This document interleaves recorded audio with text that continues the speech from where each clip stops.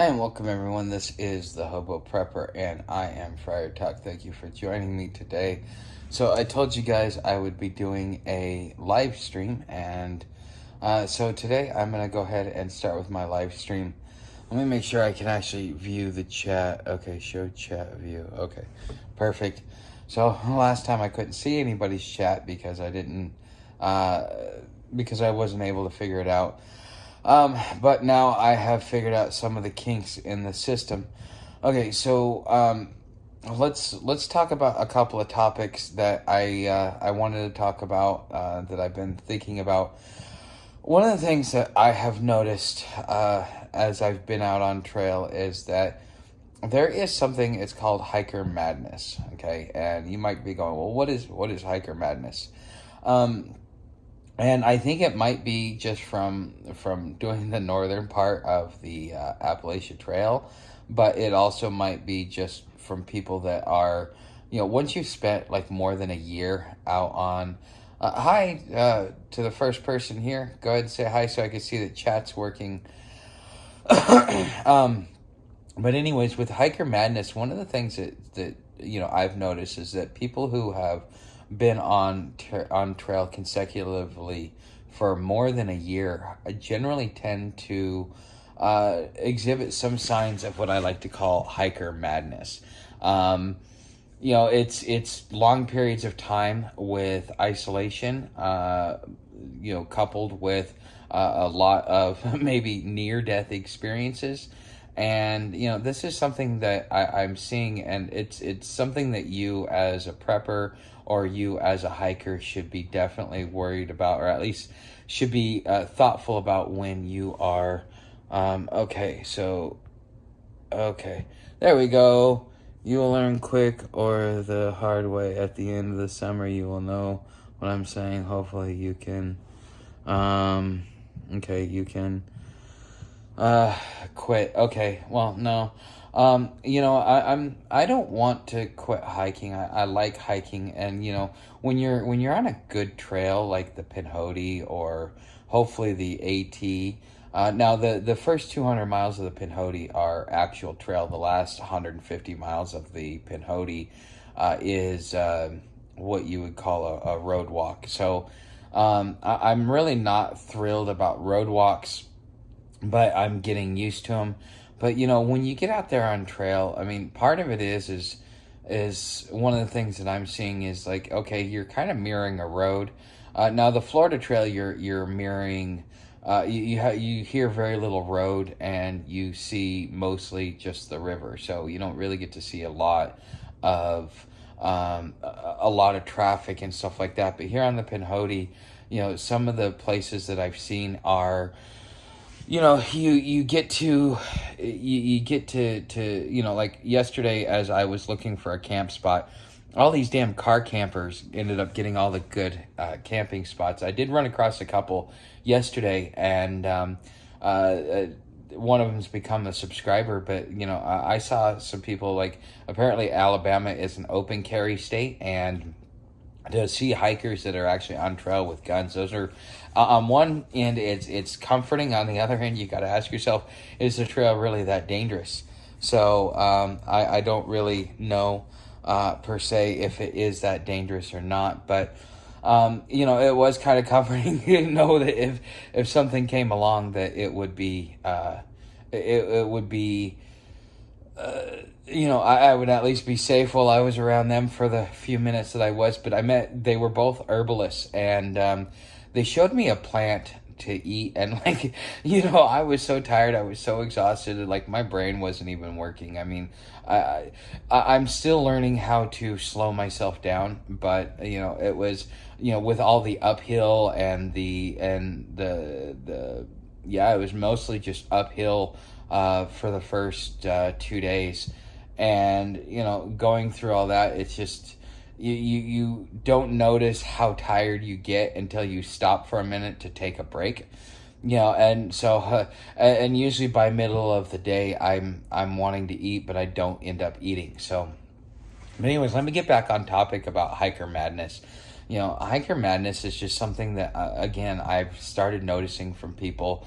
that have been out on the trail long term, that go for long periods of time. And it usually happens after like a couple of weeks of isolation, not coming across anybody for, a couple of weeks, a period of time. So the guy Da Vinci that I was talking to, I mean, you could tell that he was suffering from a little bit of hiker madness, and it's not his fault.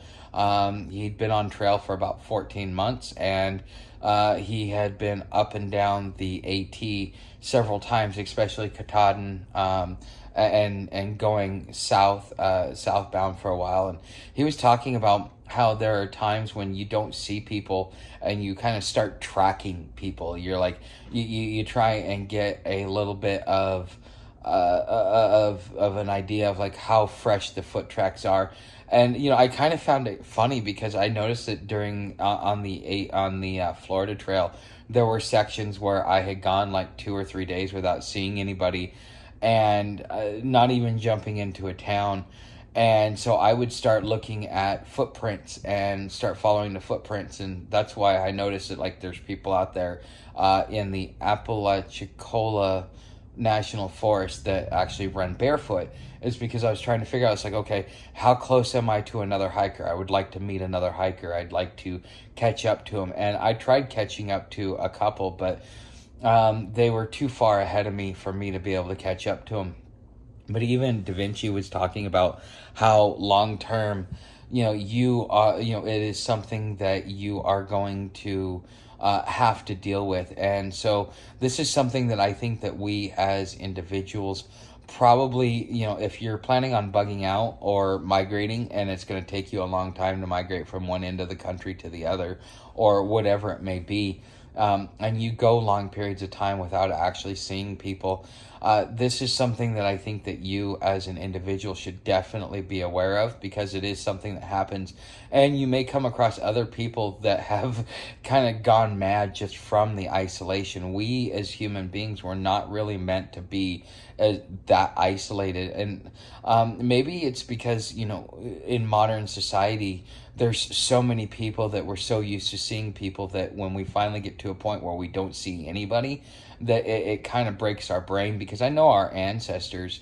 used to do that. And they would go for weeks on end in the forest, traveling from place to place. But I think that they were more prepared for it. Now okay, hold on, let me move this up. How far are you hiking? I'm what my plan is to make it as far as I can by August. And then in August, I'm probably going to flip-flop to Katahdin and work my way south so that I can get the whole trail done. Now, I'm not sure if it's flip-flopping or yo-yoing is what they call it. I mean, I'm still getting used to the hiker jargon. What's your final destination? My final destination, there is no final destination. I am hiking the trails. Not only am I learning them, but I'm getting my head straight, and I want to be able to pass on the information to you guys, because as you go up and down these trails, there are little things, little nuances that you may not know about. Like, okay, so let's say you decide to go through gut hooks, or far out, what it's called now, but it used to be called gut hooks. But you pay for the map there, and it tells you where everything is and kind of gives you detailed things. But if you're not exploring while you are hiking, then you may end up missing out on some things. Like, for example, when I was at White Gap, if you saw it in the video that I did earlier today at White Gap, oh wow, here we go. Let's see, Bushcraft 2.0, how's it going, Friar Tuck? It's going pretty good. And let's see, do you think you could live on these trail systems as you are doing now full time? That's why I'm talking about hiker madness. I think because I have YouTube and I get to talk to you guys, when I get to certain points where I am out in the middle of nowhere, as long as I can get a decent signal, if to prevent myself from going mad from the isolation, I think that I think that, yeah, I could definitely do it. I would like to do it long term, just because I like the being out in nature part. The things that I don't like is that, is sections of the trail I am not prepared for. Like last night, I come across a campsite. I found a tarp. I'm like, okay, well, I know it's going to rain tonight, and it's only got like 2 hours where it's supposed to rain, and then it's supposed to be good for the rest of the night. Well, that really wasn't what happened. It started raining about like 8 o'clock last night, and it didn't stop until about 6 o'clock this morning, almost 7 o'clock. And when that finally happened at about 4 o'clock this morning, my tarp system failed on me, partly because it had holes in it, which is why the other person had left it behind. But they were tiny little holes, and I took my paracord and I ran it across, but the tarp, even though I think it was like a 10 by 12, it still wasn't big enough for my hammock, because I tend to stretch it out a little bit more instead of kind of having it close, because I don't want to be like a banana. Maybe I might have to change that up a little bit, especially when it rains, and maybe that will be how a tarp works. But one of the things that I'm really not liking is just that, there are certain times where I'm just not prepared for the weather, even though I'm trying to prepare for the weather. I think it was a mistake for me to get rid of my tent without having a rain fly for the for my hammock. But you know what? I did what I did, and now I kind of have to live with the consequences of those actions.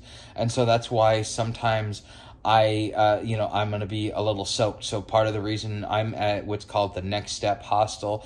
Now, these guys are trail angels. And so if you don't know what a trail angel is, they're people who like to help hikers along the way. And so these guys have a free hostel where you can stay. They've got a few beds here. They'll give you a ride into town. I got my resupply. I've got about 4 or 5 days until I can resupply again. I can't remember the name of the city. I'll have to look it up again. But I do have a city where I can resupply, but that's going to be at least another 50 miles. So that means that I'm going to be it'll be about 3 to 4 days until I can resupply again. And so these guys came and picked me up. Otherwise, it would have been a 15-mile trek into Talladega. And then from, it's Heflin is the next resupply point. So, and I'm not sure if Heflin will have a place for me to be able to use food stamps. But, if it wasn't for Trail Angels kind of helping you out along the way. Now, I need to kind of figure out how to be able to keep in contact, with the different Trail Angels along the way. So if any of you guys have any tips, please let me know. Okay, you could live on trails year round. It is highly possible. Yeah, you're right. Our ancestors did. Tough going though. It's tough going because we're modernized, and our ancestors, it used to be a way of life in the same way that you're used to living in a house. They were used to living outside. And the fact is that we have all these different amenities. There is Dark Horse podcast, the two hosts there. They've kind of been pushed off of YouTube because of the cough. But they wrote a book called the 21st Century Guide to Hunter-Gatherers or something like that. And they're talking about how, because we've gotten so climatized to indoor heating and air and indoor plumbing, how much harder it is for us to live like our ancestors than it would be than it would have been like 100 or 200 years ago, because it was normal. And so it becomes harder because, as far as hygiene goes, because of of sanitation. And then you've also got the weather. Like, one of the things that I notice about the weather for me, so hold on. I've used to live near the hike that trail system in Dalton, Georgia. Okay, Doc, I lived in the Rocky Face for a couple of years. Beautiful area. Oh, I bet it is. I've been to Colorado. It's nice. But, one of the things I've noticed about about weather and acclimating to the weather. Now that I'm moving north, it's starting to cool down. The humidity's not there. Alabama is actually having one of the wettest years on record because they're getting everything that missed or that hit California is coming here and hitting Alabama, which is why part of the reason why I'm miserable, because it shouldn't be raining like this. This is abnormal for them. And so I should have been able to go last night without getting soaked. But luckily I was able to come here and dry out my stuff. And also they were able to give me a ride into town so that I could, so that I could resupply. And so I have about 4 or 5 days worth of food. And I found myself what happened to it? Oh no. Okay, I got to figure out what happened to it. But I found a little power bar, and it's really small, and I'm hoping it looks like it's charging well, and I've tried it out on my phone. It should charge as well, which means now I can take more footage. I can do more content while I'm out there, which is going to make a huge difference for me, because now all I got to do is when I come into town. Now that may be what I consider a 0 day, where I spend all day charging all my devices and doing a resupply, and then just kind of go and set up camp early in the woods at the end of the day. But this is having technology out there on the trail is something that is important. So right on, Doc. Okay. Hi, Terrible. Okay, hike the trail at the top of the Dug Gap, man, to Red Line Cove. Okay. Okay, I'm not exactly sure. Okay, so you guys are talking about the Georgia side of the Pinhoti. So is it all road walk, or is it there's some like national forest that you're gonna go through, or am I gonna have to really have Friar Tuck, anytime you need some info, I could drop a video for you. Sorry, I'm still... dude, you guys don't need to have money. I mean, those of you that can help, do help. Those of you that, that don't have it, that's fine. I'm almost to the point where I'm monetized. If you haven't subscribed yet, please subscribe. I am I think I am 77 away from, or it's either 87 or 77, my math is off, before I'm able to get monetized, or at least apply for monetization. Now, whether or not I get it, that's going to be another thing, because I'm still dealing with that warning from Panama City, and it's supposed to come off after 90 days, I thought. Maybe not, and I'm hoping it comes off soon, because, I mean, I have been keeping my nose clean and not talking about the things that they don't want me to talk about. I've had to censor myself, but it is what it is. So, I mean, those of you that can help and do help, I truly appreciate it. And I'm looking forward to the time when I don't have to rely on my tip jar, and it's getting very, very close. It's like one of those, it's so close you can taste it, and you're like, come on, hurry up. How do I get those last few subscribers? But I know that the channel has been growing at a good rate, and, everything is doing good. Really, Dalton is decaying. Bamboo. Okay. So I'm glad you guys are having a good conversation in there too. But on top of hiker madness, there is something else that you guys should definitely be aware of when you are building when you're building your bug out plan, and it is called hiker hunger. Okay, so one of the things that I have realized is, when I was at the Pinhoti Outdoor Center, I walked, I think I ate like 5 days worth of food in 2 days. It was crazy. But, you're out there and you're running yourself into the ground, and you're not really eating as much as you should, because you're supposed to eat like 4,000 calories.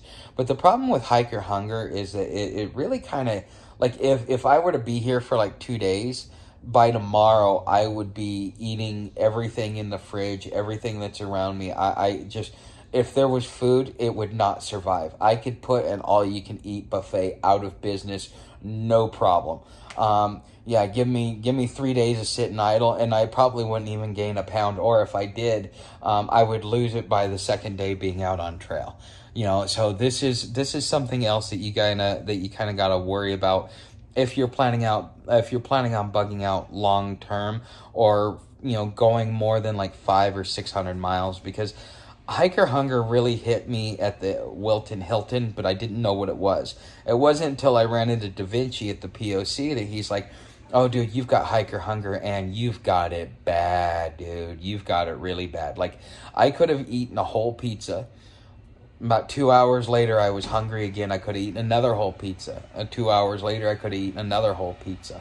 And then, I was eating nuts. I was eating everything that I could. I was eating protein. I was eating sugars. I was eating just anything and everything that I could possibly eat. And it was absolutely crazy, just the amount of food that I was able to consume in a 48-hour period of time. I don't understand how it's working, but like, yeah, I'm losing weight, but yet I am eating like a pig.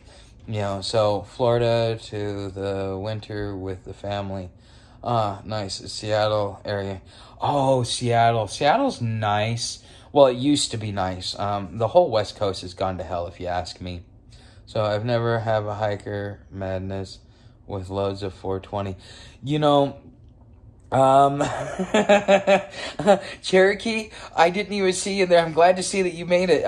You know what? I don't know about that, man. I really, really don't know about that. So, as a 50-something woman, I'm learning all I can from you. My health isn't great. I'm not working, and my savings is almost gone. So I'm learning all that I can. If you can make friends with an herbalist, somebody that actually, and I'm gonna have to message. Oh crap! There's another tick. Okay, where'd he go? Ah, crap! I lost him. Now I'm gonna have to pick him out again. Damn it! I got this tick that keeps. I keep scratching it, thinking it's a scab. It turns out to be a tick. So I gotta find this tick and kill him. He's a big sucker too. So, one thing that you should always do is do a tick check a couple times a day. Do it in the morning when you wake up, because you might get ticks on you. And you might have to have somebody, check your back from time to time. Make sure you check your armpits, and they like to get close to your bits and pieces as well. But, Terabelle, one thing that I would recommend for you is you can go budget friendly if you want to get yourself a bag. Like the pack that I have, it's heavy. Okay. It adds about 5 pounds or more just to your overall weight. So when I weighed at the POC, my gear weighs 32.5 pounds with food, but not with water. But, I don't really carry that much water now that I'm farther north. What if you have chapstick? Smother that sucker. Oh, okay. I didn't know that chapstick did anything like that. Okay. Because I do have some chapstick from Florida. It's made out of oranges. But, if you wanted to buy the bag that I had, you could buy it online for about $64. And you have the ability to attach whatever it is that you want. That you want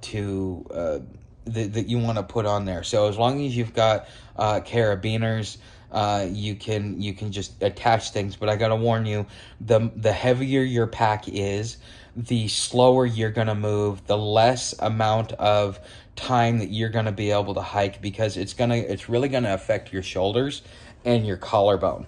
Okay, the more weight that you put on your bag. So you should keep your bag, if you can, at 30 pounds or less with food, but without water, because water, you should be carrying like a 1 liter to 3 liter jug.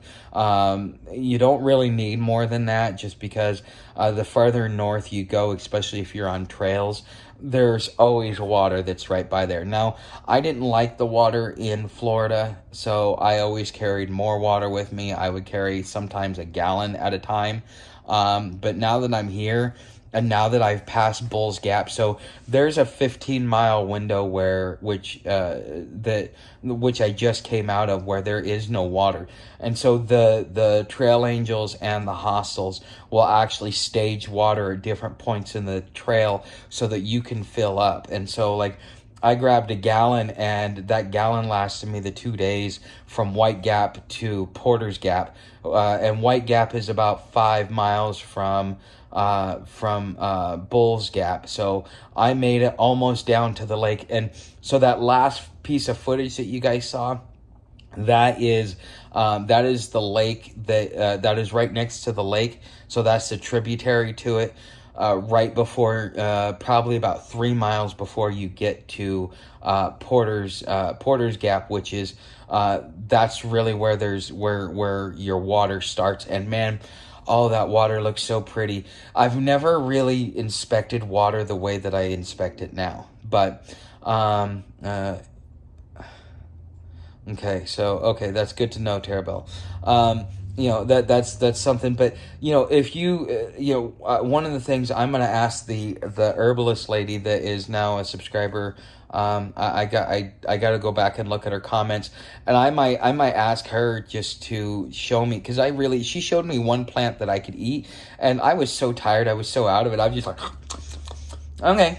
I didn't care about the taste. I didn't care about anything. I was hungry and I was tired, and I was like, okay, well, and it's not meant to fill you up. It's meant to kind of help you get to the next place that you can get to be able to eat, to be able to get real food.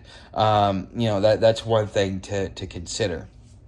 But as far as your gear goes, I mean, if you can, do a hammock, but make sure that you have a rain fly. Now, if you start doing places like the PCT, or going up in high elevations like in the Appalachian Trail, where you get above the tree line, well, you cannot pitch a hammock. You're going to be sleeping on the ground, so you need to kind of have a secondary system that allows you to sleep on the ground. Now, if I had my old tent, not the Walmart tent, but my original tent, I would have definitely been able to use that last night because it was raining, and then just use the sorry, I scratched my toe wrong. I would be able to use that in tandem with my hammock. Like hammock on dry nights, and on wet nights I would probably just do a tent, or if I got above tree line, then I would have a tent. So those are some things that you need to really consider if you are going to do a hammock. But a hammock is lightweight. I think it weighs as much. I think it weighs probably about 1.5 pounds to 2 pounds between the straps, the carabiners, and the actual hammock itself. So let's see. Too bad about Christopher McAdams, though. He starved to death. Alexander Supertramp. He didn't die from wild potato vine. Good movie, though. Okay, I'm not exactly sure what you guys are talking about. Okay, Sean Penn. Okay, so but as far as your gear goes, if you focus on lightweight, you can even get yourself a cheapo sleeping pad for like $20. And it's a 5-inch pad, because I originally got it for being a fat boy. I mean, some of you guys don't know, I've lost 115 pounds, and I will probably lose, once I lose about another 35 pounds, at that point in time, my body weight will get to a point to where I really need to start being careful, because of like 160, I've got about 3% body fat. And, that's about what I was 165 when I was in high school. So I need to, once I get down to about 165, that's when I need to really worry about it. But, I have lost 115 pounds since I've started this all the way back in October. So, Into the Wild, okay. I will have to look that up. Is that a free one on YouTube?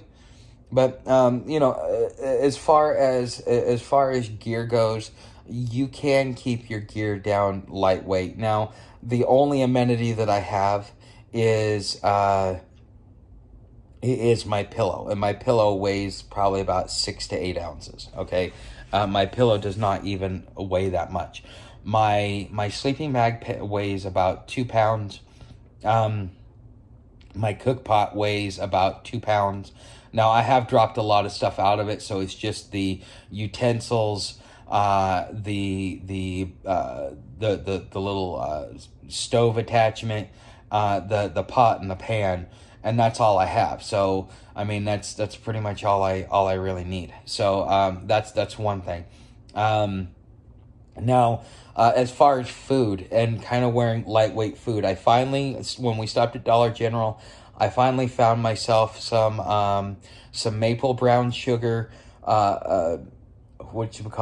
oatmeal. So I will be eating oatmeal in the mornings.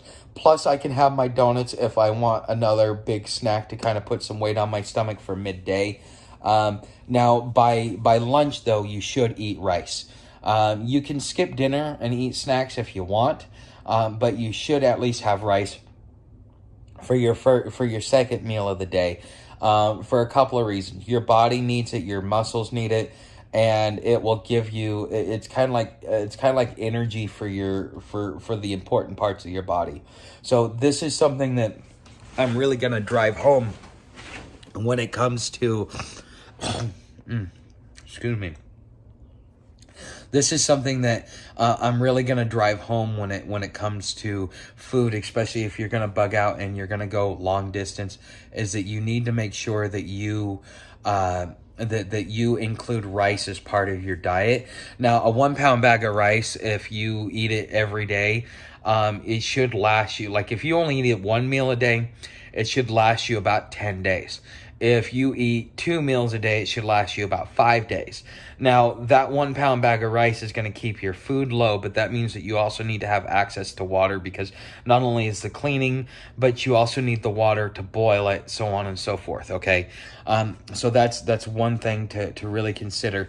Now, you want to be able to have snacks throughout the day for a couple of reasons. One, it allows you to regenerate your body. You'll start to feel the hunger come up, and things like that. So, it would not be bad living on the trail system as long as you have regular access to fresh water and the showers.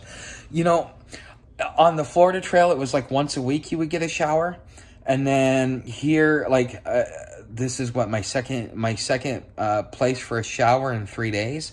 I mean, but the thing is that there's no other place. But what there is that there's a lot of creeks and a lot of rivers, and they're a lot cleaner than they are now. So before I do my business and clean myself in a river, one of the things I'm going to do is make sure to fill up my water, and then I will wash myself in the river. But that is one of the things that I'm looking forward to as I move further and further north.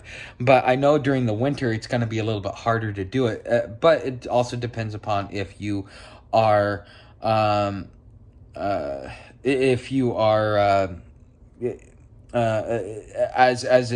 it gets colder moving north, like during the winter, it's going to be a lot harder to clean yourself, and you're really going to.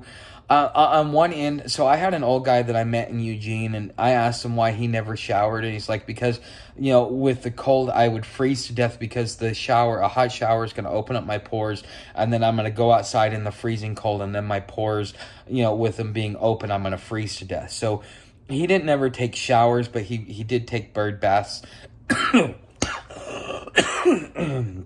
He did take bird baths and things along that line. So that is one thing that he did, just to kind of allow him as an old guy to be able to survive the winters of Oregon, which they would probably be about as bad as the winters in North Carolina, Pennsylvania, New York area. I wouldn't. It's not as bad as what Seattle gets. Seattle is, wow.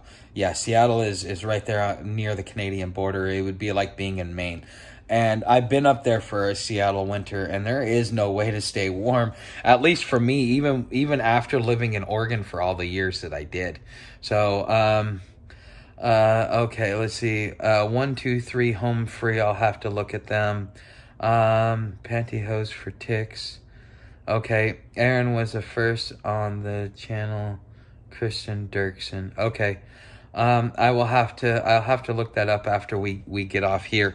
But I'm glad to see that we have quite a few people coming in today. If you guys have any questions, ask away. That's actually what this whole process is for you to, ask me questions like you have been, to kind of figure out what works for you, because you might have like a little nuanced question that you're not exactly sure about, and you're like, what do I do in this situation, or how have you experienced this, so that maybe I can help you understand how to be able to better prepare.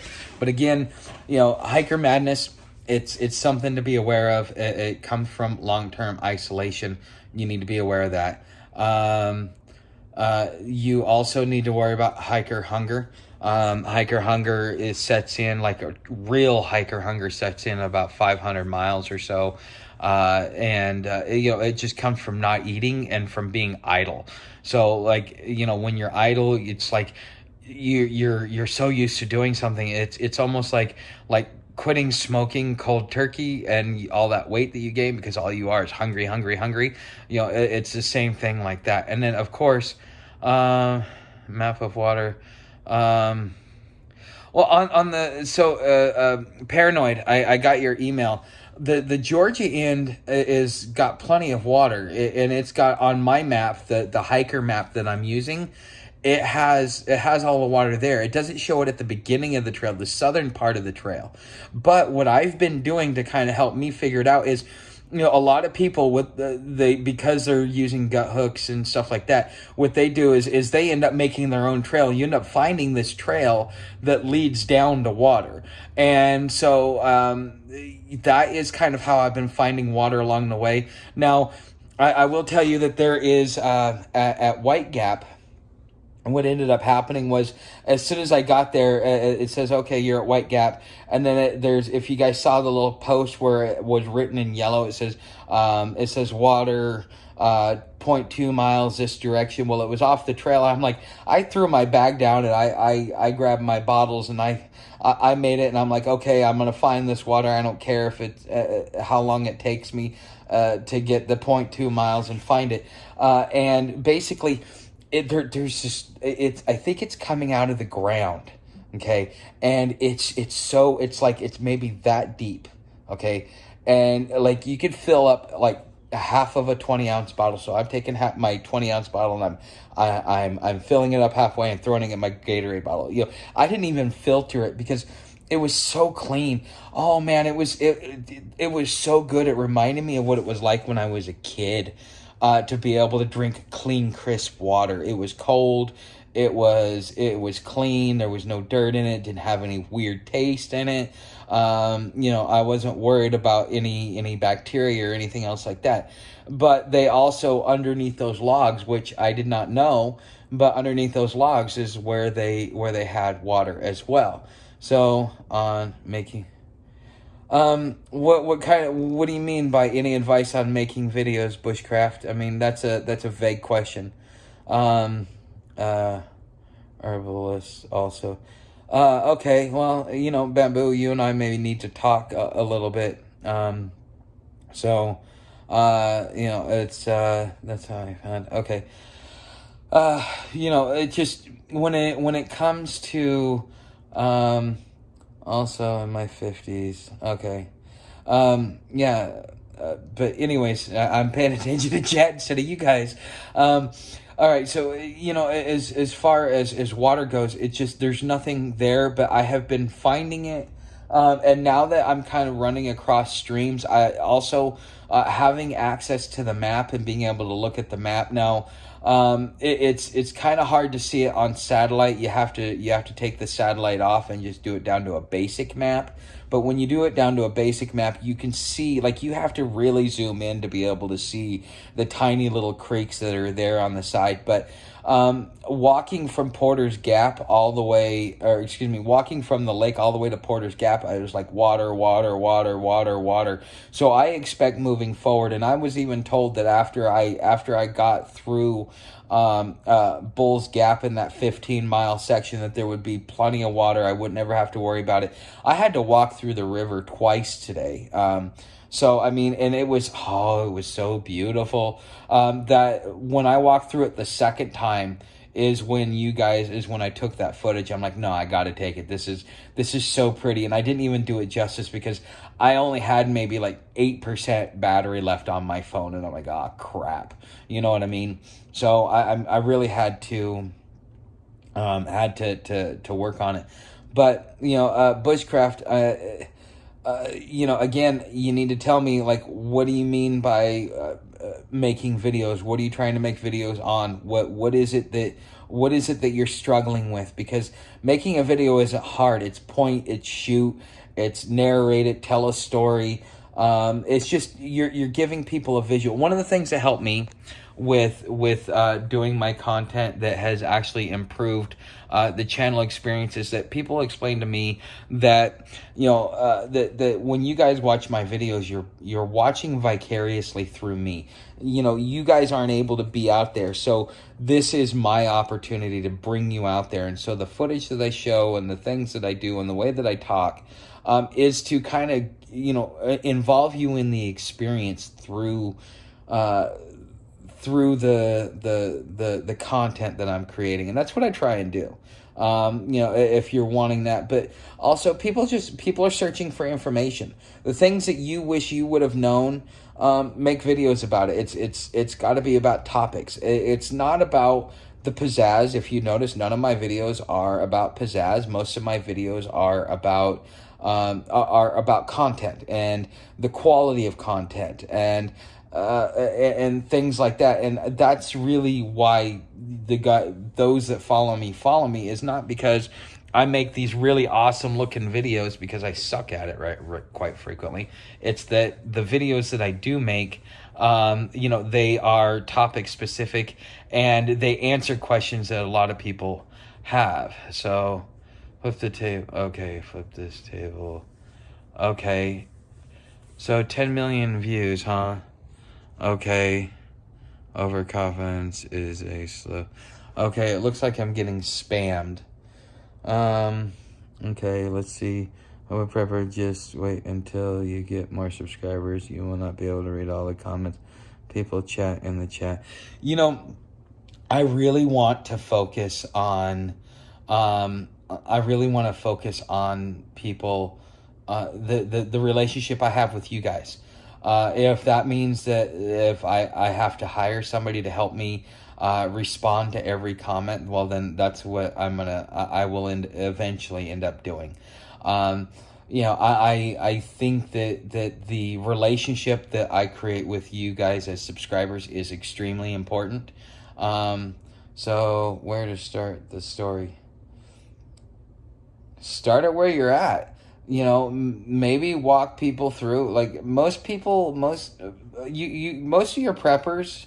Okay, so if you're wanting to do bushcraft, because that seems to be what your name is Bushcraft Rebooted, okay, give people an introduction. Start at the beginning, like not only how you got there, why you saw the need, why it's important to learn these bushcraft skills, and then take each one of these things that you learned and show the little individual nuances, the things that nobody else is showing. So you've watched other YouTubers who talk about bushcraft, but they don't. They kind of show you, okay, this is what you do, like starting a fire. That was something that I watched bushcraft guys for, and when it comes to doing it with the with the moss, the dried moss. Like, it's about blowing on it. How are you supposed to blow on it? Are you supposed to directional? Do you need a lot of air? Do you need a little bit of air? It's those things that, that really confuse a person and causes them to give up, because they try it and it doesn't actually work for them. Okay. And so, like, if you're going to start, just start at the beginning. And just kind of walk them through how you learned it, and the little nuances. Because the thing is that I think that that's really where I bring value, especially when I talk about the trails. Is everybody just shows, oh, this is cool things. Here's the backpacking gear. Here's a little tutorial on how to hike. But they don't actually, show you the struggles that they're having. Like, okay, I'm struggling to find water, because what they're trying to do is they're trying to get you out on trail, and they're trying to motivate you and not tell you about all the hardship that you're going to have to face. Because when you're out on trail, it's not as easy as it looks. I mean, yeah, you got a pack on, but why do you need trekking poles? Okay. That's a good question. Why do you need trekking poles? You need trekking poles because it helps you balance your weight. It keeps you from falling on your face. There are a lot of downed trees, and you're going to have to duck under or climb over, and those trekking poles help you keep your balance. When you go downhill, your legs, you're carrying the extra weight on your back plus your weight, and you go down enough hill, you're gonna need something to really kind of like brace yourself. So you use your trekking poles to kind of not only slow you down, but to offset some of the weight. Or when you're going up, you're using that so that you're not using all of your leg muscles, so that you don't wipe out your leg muscles trying to go up these hills. Now, flat, you don't need trekking poles. You need your trekking poles for uphill, downhill, climbing over things, going through lake beds or river beds and things like that. But on flat ground, which is what I've mostly been dealing with, I haven't needed them. Now that I'm on the Pinhoti, I definitely need the poles, and now I understand why I need them. Okay, so let's see. It's more interesting me when people don't do everything right and work things out. Exactly. I think, yeah, exactly. I think you guys, M Harms 734, I think you're spot on right there. It's about the mistakes, because as you show people the mistakes that you make, they don't feel like a bunch of schlubs. Like, if I showed you me doing everything perfect and then you went out and you made a mistake, you would be like, oh, well, this guy can do it, I can't, apparently I suck. And then you would throw all your stuff away. And how does that help anybody if all I show you is the good stuff? I mean, you got to see the struggles that I have. Whether it be going through a city and I can't use my food stamps, or whether it be, the food situation and struggling with food, and or struggling with water and things like that. I mean, there are beautiful views out there, and it's great, but not everybody needs to see the beautiful views. That's kind of like that's the reward for the hardship that you go into. Files broken down for each location plus where you can find one. Okay, I will have to look at that, Paranoid. But I'm reading your emails in real time if you haven't noticed. So, but anyways, guys, I think that is a primary thing as far as content on YouTube, and kind of the way that I do things and the way that you should do things if you plan on becoming a YouTuber. Because again, everybody wants to show the glamour without all the guts. And there are days when I'm out there and I ask myself, why the hell am I hiking? This is miserable. I mean, oh yes, let me wake up at 6 o'clock in the morning and pack my stuff up and be gone at 7:30, and let me be on the road, and yeah, let me be climbing up these hills and then going downhill, and then climbing up another hill and then going downhill, and then climbing through these trek bags, and then, oh, it's hot, and oh, it just rained last night, and oh, this and that and the other, and you got all this crap going on, and you're going, why the am I doing this shit? That is when you know that you're having fun. Let's see. I remember watching a video a while ago by a bushcrafter camping and didn't get her fire lined up right with her shelter and had to be medevaced for smoke inhalation. Oh, okay. Yeah, I mean, yeah, because you need to know how not to screw up. I mean, yeah, exactly. So, well, I'm glad that she's fine and she survived and she was okay. But, it's just, yeah, there are, and plus the thing is people want to know the fine details. Treat it like you are a novice and you've never done something. Like, I've never started a fire on my own. What we used to use is we would go out, we'd chop our wood, we'd take a bunch of newspaper, put it at the bottom, put the fire logs around it, light the fire, and that's how you would do it. Well, that's in a stove, not a camp stove, but like in a wood stove in your house. Starting a stove with the wind going, with the rain, with humidity and all that other stuff, nobody's really done that. Just treat it like people are like they've never done it, and it's so foreign. You're teaching a 5-year-old how to do it for the first time, because quite frankly, videos like that, those are the videos I really want, and I can't seem to find any. It is very hard. I mean, yeah, sometimes you just sit there and go, you want to skip through and like, okay, I'm not that stupid, but at the same time, I also appreciate it because when I get to a subject that I really, really, really need to know, that is more valuable to me because now I've learned the ins and outs. Maybe even do it as a tutorial and say, okay, now go ahead and pause the video while and go try this, and then come back and I will and I'll give you some common mistakes that people make, and in that way you can involve people, and I'm willing to bet that your channel will blow up doing something like that. In the last few years, I went from hero to zero, so trying to get out of the wash up has been, you know what? I know how you feel there, buddy, because, I went from, owning a business and making so much money that I could afford to spend $700 a month eating out, paying my rent, and still just do whatever the hell I wanted financially, to now I am asking for people for help on YouTube, going across country, hiking, because I've got nothing better to do. The thing is as you do things, you will regain your confidence. So when I completed the Alabama road walk, that gave me confidence. Completing the Pinhoti Trail is going to give me confidence. Reaching 1,000 subscribers is going to give me confidence. The thing is you need to set goals for confidence builders to rebuild that confidence. Otherwise, you're just going to wallow, and that's not going to help anybody. Sometimes you just need to you need to set small little goals, buddy. That's all you really need to do.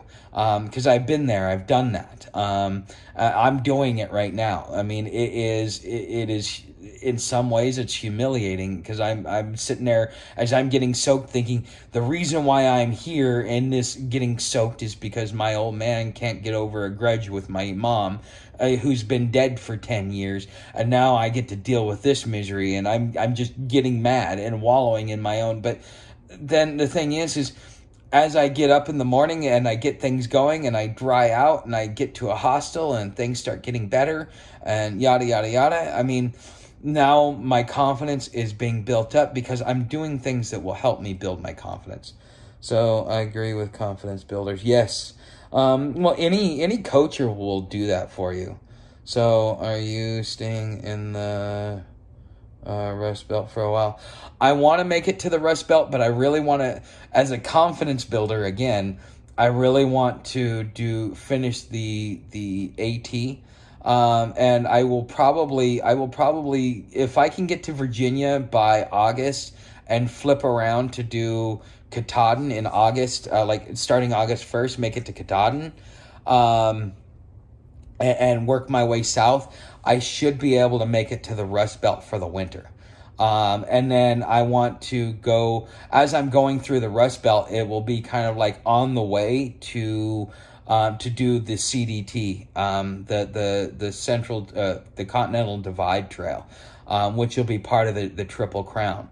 And I will probably migrate south from there, but I'm telling you, I'm going to be going over the Rockies, and the Rockies are going to be, ooh, I need to have the right gear for all that. And this is kind of where monetization and help from you guys is going to be really, really big, so that I can make it over the CDT, and then go from there to San Diego and start up the Pacific Coast Trail, and maybe I can get my Triple Crown in real quick. So my Triple Crown doesn't start until probably, I expect, so it's going to take me 30 days or so to get to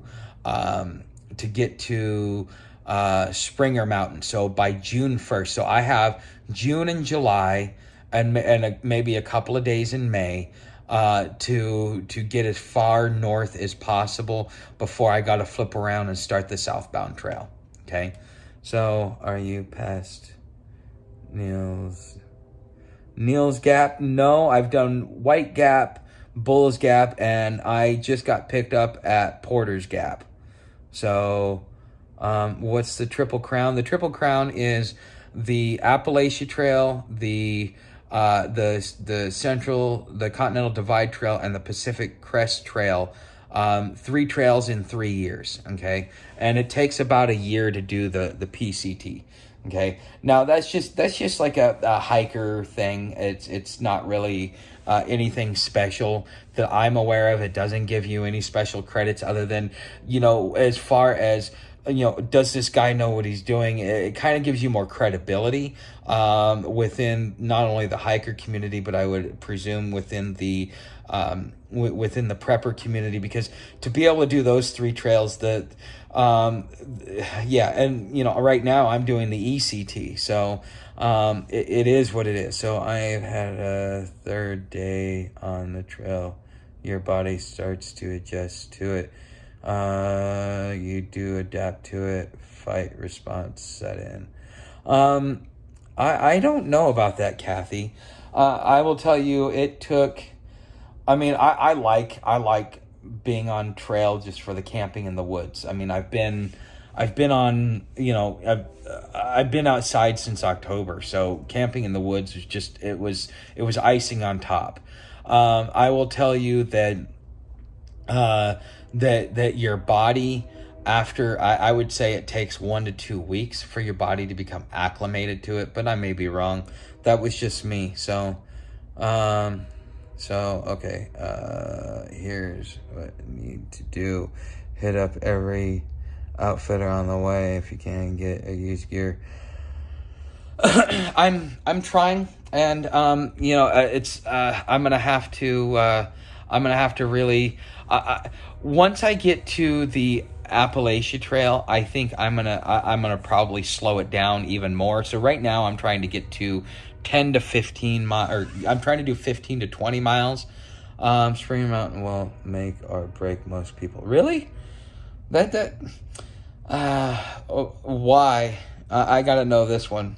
You're looking for is Mountain Crossing Outfitters at Needles Gap is the first real hostel and outfitter you will reach. Okay.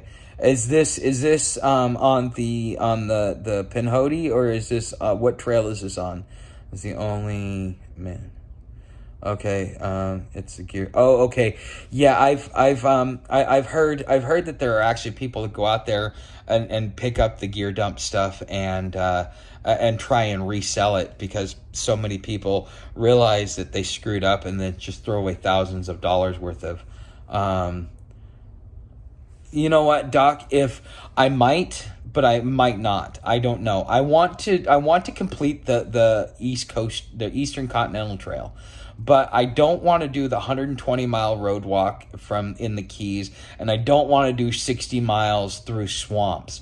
So that's 180 miles right there, and I would have about another 300 or 400 miles all the way up to Gainesville before I could sit there and say that I've done it. I may go back and complete it on another time, but as far as the Florida Trail goes, I'm not really thrilled about doing the Florida Trail. That is like an expert's trail who, if you've done a lot of stuff, a lot of trails, you're acclimated to dealing with some of the adverse things, but I don't like sledging through swamps. And that's basically what it is in Florida. So on one hand, I want to. On the other hand, I don't. But I know that I want to get the Triple Crown done, but maybe not do the. I don't know. It's up in the air. It's going to take some time. To figure that out. And a lot of it will also depend on money as well, because if I go do the Florida Trail, I am going to platinum blaze that fucker. So I am not gonna run myself into the ground for that one. So it all depends. So going with your paranoid times is spot on with the advice. Okay. Yes. You need to shuttle up money at Springer Mountain. I'm not gonna. I don't know. The BMT is supposed to take me right into Springer Mountain, so I'm. It is what it is. I don't know, guys. That is about a month ahead, and I'm barely keeping track of what's going on 2 or 3 days ahead. I will have to, if you guys want to help me out with this, as far as like giving me advice and stuff like that, I would recommend sending it to me in an email, because then when it gets time, I can revisit it, and then that way I don't have to. Because right now, if I start thinking about Springer Mountain, I'm gonna start screwing up on this trail. Or I'm going to miss things on this trail that I need to miss, or that I don't need to miss. And, one of the things I'm really trying to do is to take my time and take in everything about these trails, so that I can figure so that I can offer you guys the best information. Like, okay, if you do this trail, these are some things that you need to look in for. These are some things that you need to really try. But again, it is what it is. Okay. So it's been an hour, guys, and this is probably one of the longest that I've done, and I'm in a hostel. These guys have been great for giving me the peace and everything that I needed. But all right, guys, so it's time to start wrapping this up. The next time I will probably end up doing a live stream will be in Heflin, okay? And at Heflin, I may post a video a few days before, asking for some funding to help me pay for I need to pay more for resources than for a hotel, because at Heflin they'll even let me sleep in the town square. It's a trail town, so they're very good on things like that. So I'm not really worried about shelter as much as I am about getting a shower. And that's about 5 days out. And then, just like resources, if I have a chance, I want to wait for profit, as far as the things that he says he's bringing to me. But on the other hand, it's like, the rain here in Alabama sucks. I need to cover up, because I don't think I could handle a couple more days of getting my ass handed to me in the rain, especially considering I left the tarp behind because it was trash. So I feel bad about it, but I wasn't going to carry. I'm not going to carry other people's trash out of the woods. I brought it to a point to where somebody that was close into trail could grab it, but I didn't fully bring it out because it's just whatever. Okay. So if you want to help the channel, if you're not already a subscriber, become a subscriber. If you are a subscriber, make sure that you hit that bell notification. If you want to be able to see more of my trail footage and to kind of live vicariously more through me versus the topic-based videos that I'm going to be doing on YouTube, come on over to Patreon. It's $5 a month for Patreon-only videos, and it's $10 a month for live stream replays, which that's kind of changing. I'm probably going to turn that into the VIP program and give you special little perks like private access to me, whether you want to have phone calls or whatever it may be. If any of you guys want to offer me a suggestion, $5 a month for the Patreon only videos is really where I want to stick. I don't really want it to be more than that. But what do you think I should offer at a $10 tier? What do you think that I could offer you that would be worth $10 a month as far as content goes on Patreon? Okay. Hobo, have you ever thought about buying some land in the desert? Yes, actually, I have.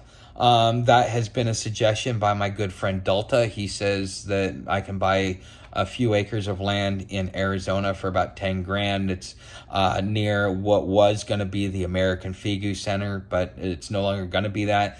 But there are people that are kind of hoping that maybe things change about that. So if I were to do something like that, it would probably be in Arizona.